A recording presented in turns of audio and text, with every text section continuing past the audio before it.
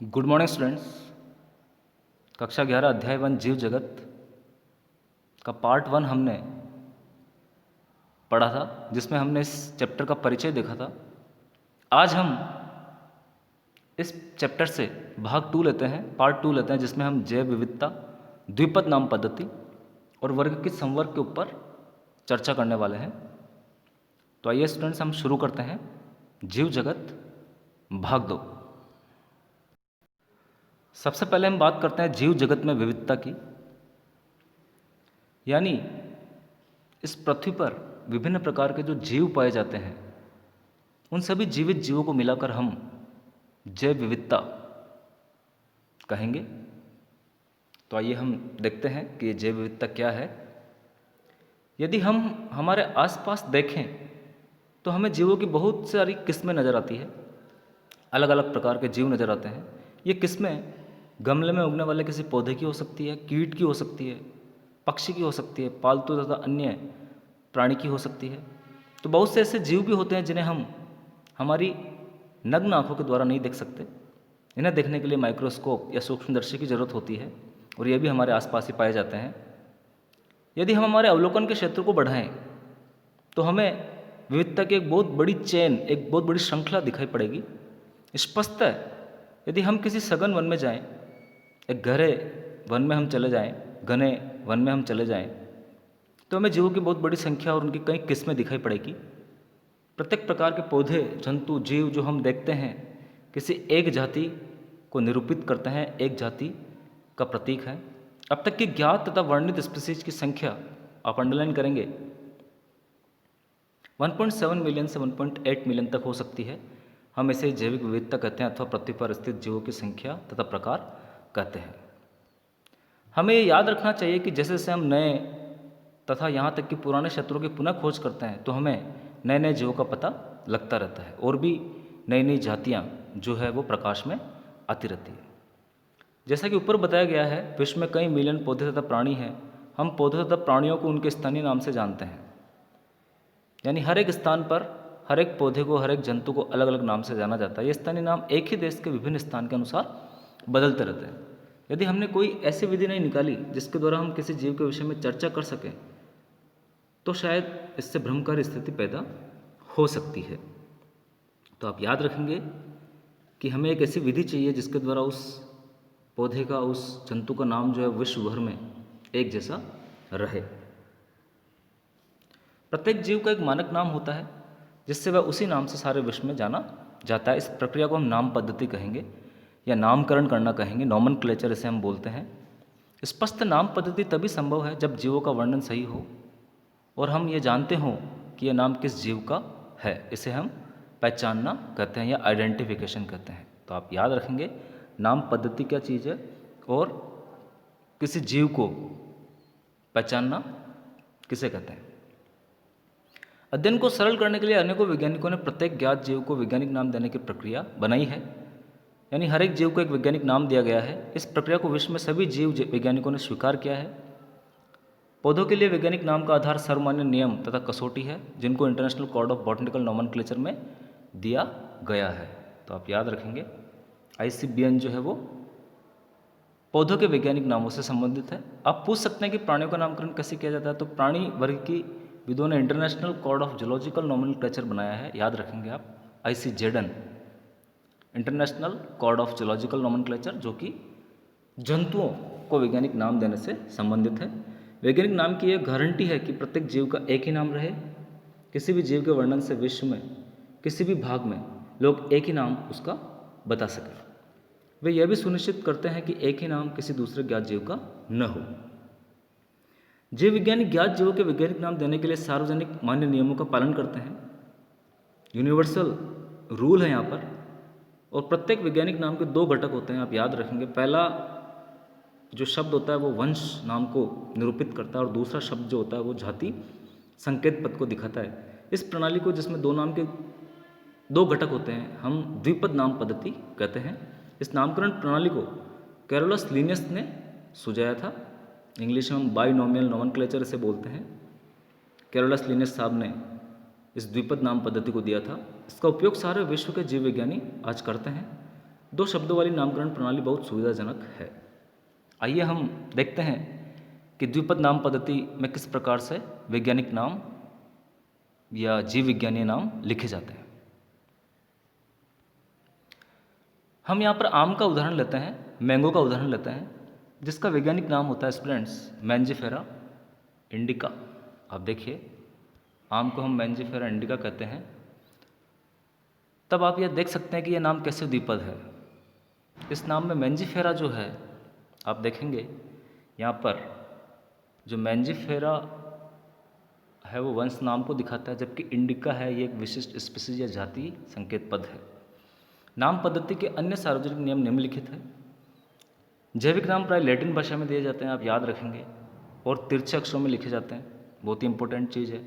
इनका उद्भव चाहे कहीं से भी हुआ हो, किसी भी भाषा से हुआ हो, इन्हें लैटिनीकरण या लैटिन भाषा का व्युत्पन्न समझा जाता है। लैटिन भाषा में ये नाम देने का एक कारण यह भी है कि ये भाषा जो है वो एक डेड लैंग्वेज है, मृत भाषा है। इस भाषा का उपयोग कोई भी देश नहीं करता है, तो लड़ाई की स्थिति पैदा नहीं हो सकती है।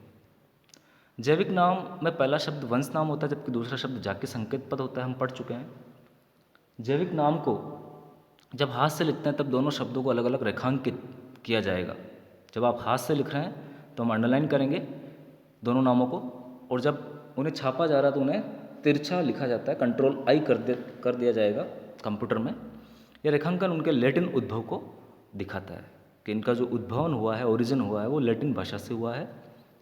पहला अक्षर जो वंश नाम को बताता है वो बड़े अक्षर में होना चाहिए, यानी मैंजिफेरा का एम हम कैपिटल लेटर में लिखेंगे, जबकि जो जाति संकेत पद है वो छोटे अक्षर में हम लिखेंगे। जो इंडिका है उसका आई हम छोटा लिखेंगे, छोटा लेटर लिखेंगे।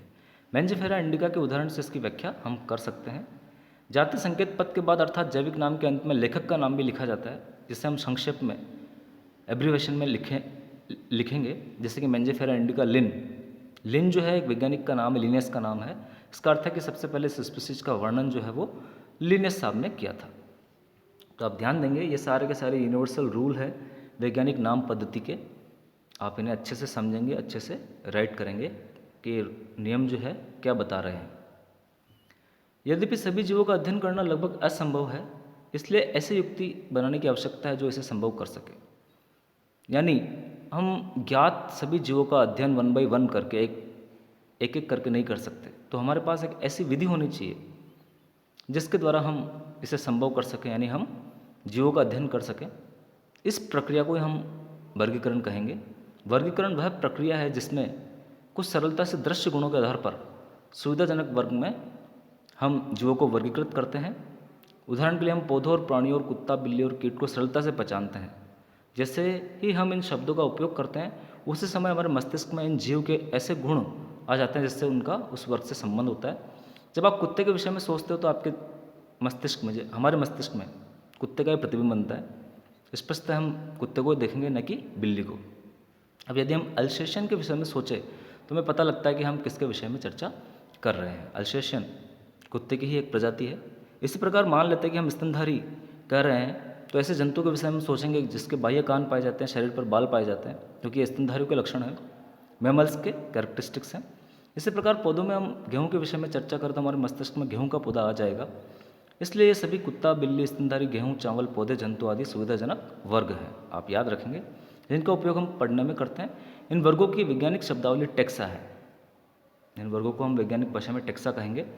यहाँ आपको स्वीकार करना चाहिए कि टेक्सा विभिन्न स्तर पर सही वर्गों को बता सकता है। पौधे भी एक टेक्सा है, गेहूं भी एक टेक्सा है, और इस प्रकार जंतु, स्तनधारी, कुत्ता, ये सभी टेक्सा है, लेकिन इनके स्तर अलग अलग हैं। लेकिन क्या आप जानते हैं कि कुत्ता एक स्तनधारी है और स्तनधारी प्राणी है?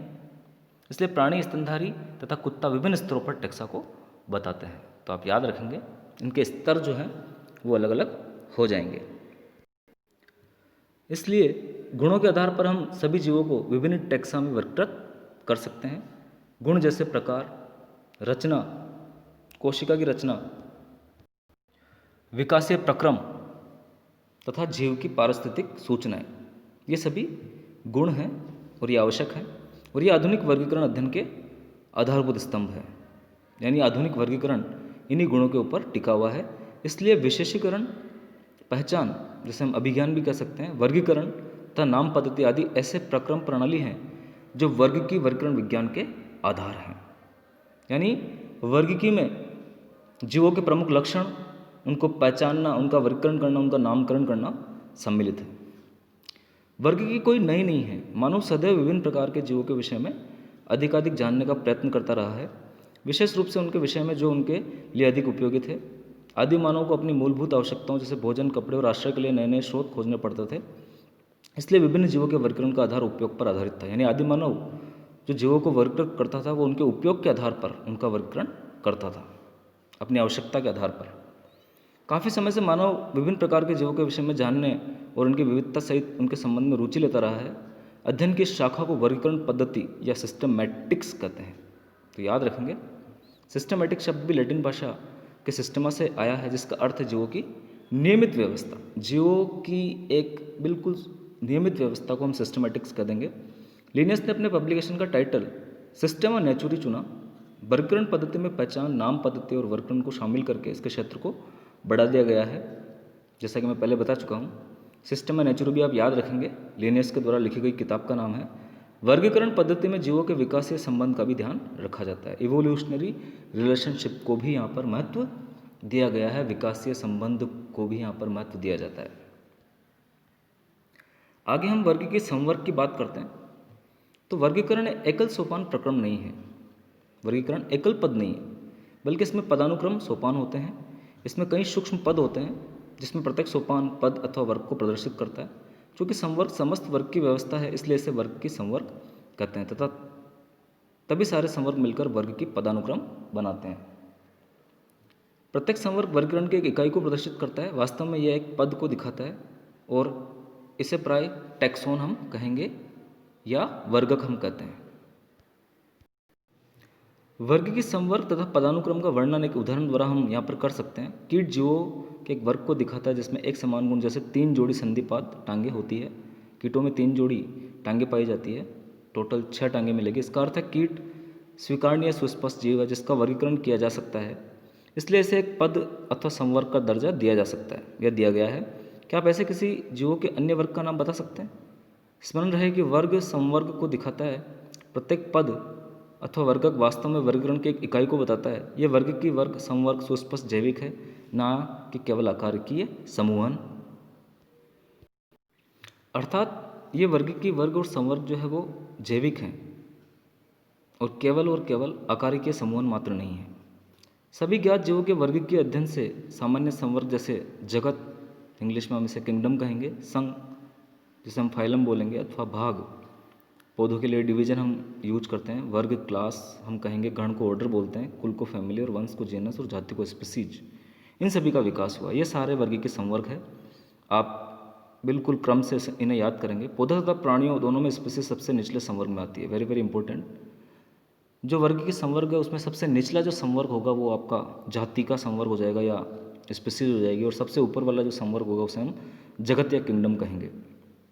अब आप यह प्रश्न पूछ सकते हैं कि किसी जीव को विभिन्न संवर्गों में कैसे रखते हैं, यानी हमारे दिमाग में ये प्रश्न आएगा किस प्रकार से जीवों को इन संवर्गों में रखा जाएगा। इसके लिए मूलभूत आवश्यकता हम देखते हैं, व्यष्टि अथवा उसके वर्ग के गुणों का ज्ञान होना है।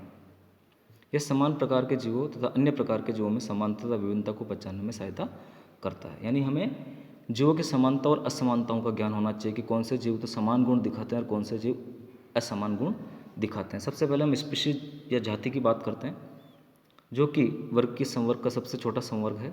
वर्ग के अध्ययन में जीवों के वर्ग जिसमें मौलिक समानता होती है उसे हम स्पीशीज कहते हैं। यानी ऐसे जीवों का वर्ग जो कि आपस में मौलिक समानता रखता है। हम किसी भी स्पीसीज को उसमें समीपस्थ संबंधित स्पीसीज से उनके आकार की विभिन्नता के आधार पर उन्हें एक दूसरे से अलग कर सकते हैं।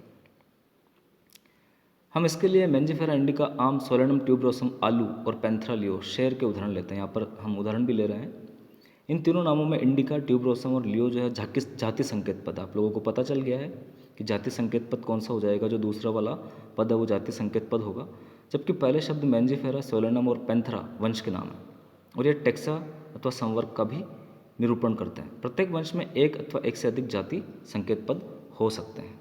तो आप याद रखेंगे, प्रत्येक वंश में एक या एक से अधिक जाति संकेत पद हो सकते हैं जो विभिन्न जीवों जिनमें आकारिकीय गुण समान हो को दिखाते हैं।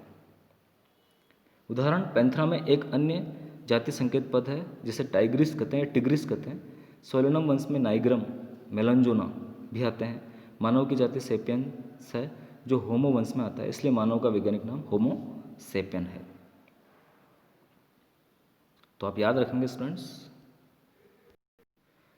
आगे हम कुछ एक्स्ट्रा चीज़ की बात करें तो जॉन रे वो वैज्ञानिक था जिसने सबसे पहले जाति शब्द दिया था, और उन्होंने जाति को इस प्रकार परिभाषित किया कि वे सब जंतु जिनकी उत्पत्ति एक ही प्रकार के जनक करते हैं, एक ही जाति के सदस्य होते हैं। और साथ ही हमने चैप्टर शुरू करने से पहले अर्नस्ट मेयर साहब के बारे में भी हमने पढ़ा था। तो मेयर ने भी जाति की एक सर्वमान्य परिभाषा दी है।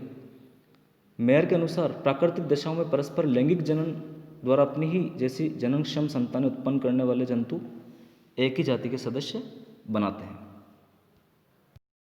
तो स्टूडेंट्स आप दोनों ही परिभाषाएं भी लिखने की कोशिश करेंगे, याद रखने की कोशिश करेंगे। आगे हम वंश या जीनस की बात करते हैं। वंश में संबंधित स्पीसीज का एक वर्ग आता है, यानी जितनी भी संबंधित स्पीसीज है उनके समूहन को ही हम वंश कहेंगे। इसमें स्पीसीज के गुण अन्य वंश में स्थित स्पीसीज की तुलना में समान होते हैं।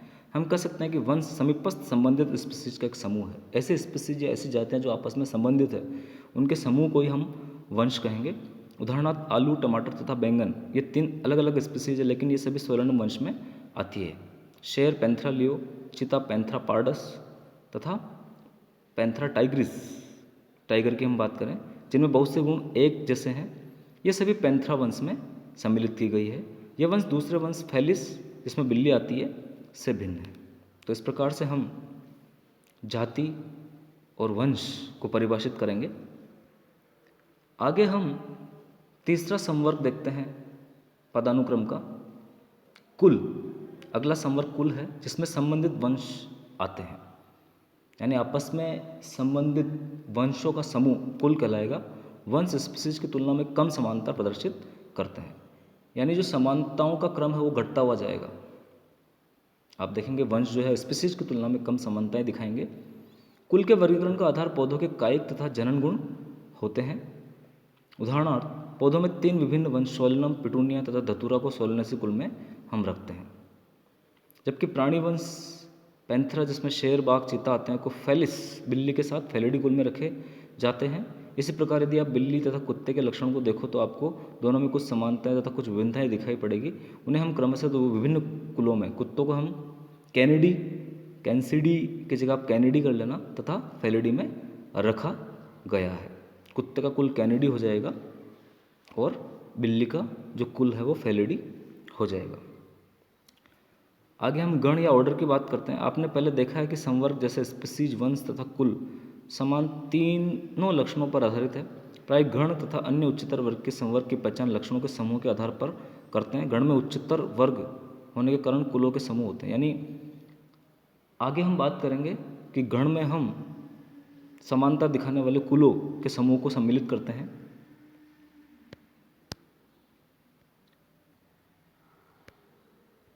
आगे हम देखते हैं जिनके कुछ लक्षण एक समान होते हैं। इसमें एक जैसे लक्षण कुल में शामिल विभिन्न वंश की अपेक्षा कम होते हैं। पादप कुल जैसे कॉन्वोल्यूलेसी, सोलेनेसी को पॉलीसोनियल्स गण में रखा गया है। आप याद रखेंगे, पादप का एक कुल है कॉन्वोल्यूलेसी, जो कि सोलेनेसी फैमिली का कुल है। इसे हम पॉलीसोनियल्स गण में रखते हैं।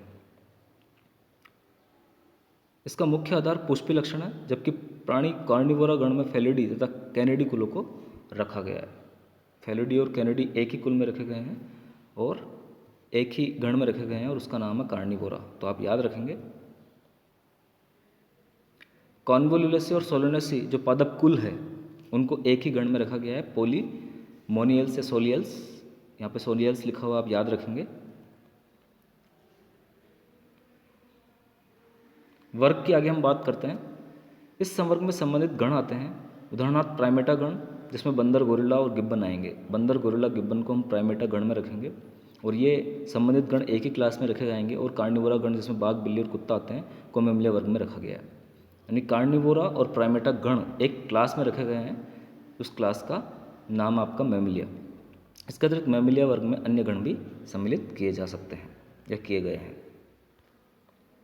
आगे हम संघ फाइलम की बात करते हैं। वर्ग जिसमें जंतु जैसे मछली, उभयचर, सरीसृप, पक्षी तथा स्तनधारी आते हैं, अगले उच्चतर संवर्ग जिसे संघ कहते हैं का निर्माण करेंगे।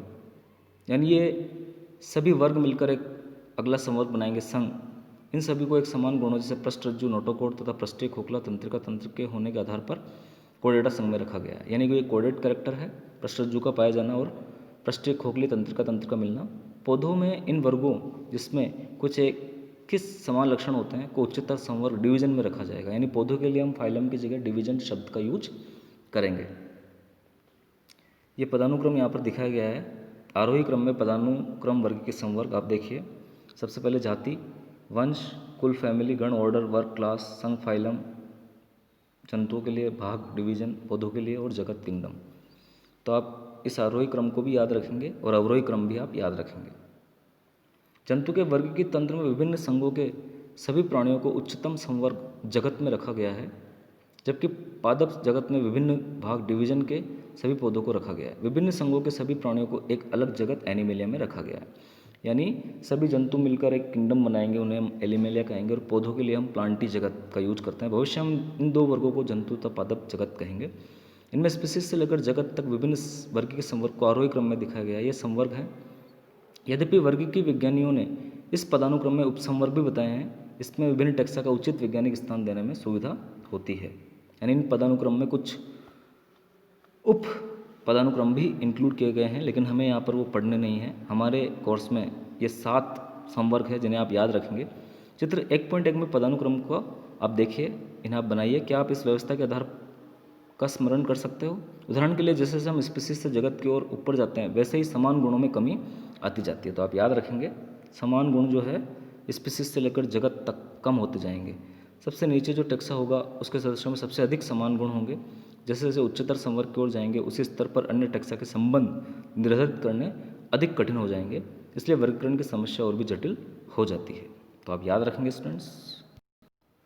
तालिका 1.1 में कुछ सामान्य जीवों जैसे घरेलू मक्खी, मानव, आम तथा गेहूं के विभिन्न वर्गीकृत संवर्गों को दिखाया गया है। तो ये वर्गीकृत संवर्ग बहुत ही इंपॉर्टेंट है। आप देखिए, मानव जिसका जैविक नाम होमो सेपियंस है, वंश हो जाएगा होमो, कुल हो जाएगा होमोनिडी, गण हो जाएगा प्राइमेट, वर्ग हो जाएगा मैमेलिया, और संघ या भाग हो जाएगा कोर्डेटा। हम संघ की बात करेंगे, मानव की बात कर रहे हैं। तो इस प्रकार से मानव का क्लासिफिकेशन या वर्गीकरण आप याद रखेंगे स्टूडेंट्स। इस प्रकार से हम घरेलू मक्खी की बात करते हैं, जिसे हम मस्का डोमेस्टिका कहेंगे।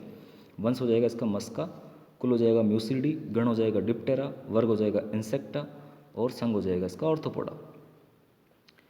आम मैंजिफेरा इंडिका, वंश मैंजिफेरा, कुल एनागार्डियसी, गण सेपिंडेल्स, वर्ग डाइकोटिलिडीनी, और संघ भाग हो जाएगा इसका एंजियोस्पर्मी। गेहूं की बात करते हैं, ट्रिटिकम एस्टिवम, ट्रिटिकम पॉयसी कुल हो जाएगा, पॉयल्स गण हो जाएगा, वर्ग हो जाएगा मोनोकोटिलिडीनी, और भाग या डिवीजन हो जाएगा एंजियोस्पर्मी। तो इस प्रकार से ये पूरी टेबल आप बहुत अच्छे से याद करेंगे, सीखेंगे कि इस टेबल में क्या बताया हुआ है, और जो उदाहरण हमारे यहाँ पर दिए हुए हैं उनका जैविक नाम क्या है, वंश नाम क्या है, कुल नाम क्या है, गण नाम क्या है, वर्ग नाम क्या है, संघ या भाग का नाम क्या है। Thanks students. इस भाग 2 में हम यहीं तक पढ़ने वाले हैं, तो आप अच्छे से इन्हें पढ़िए और समझिए कि इस पार्ट में क्या समझाया गया है। Thank you very much.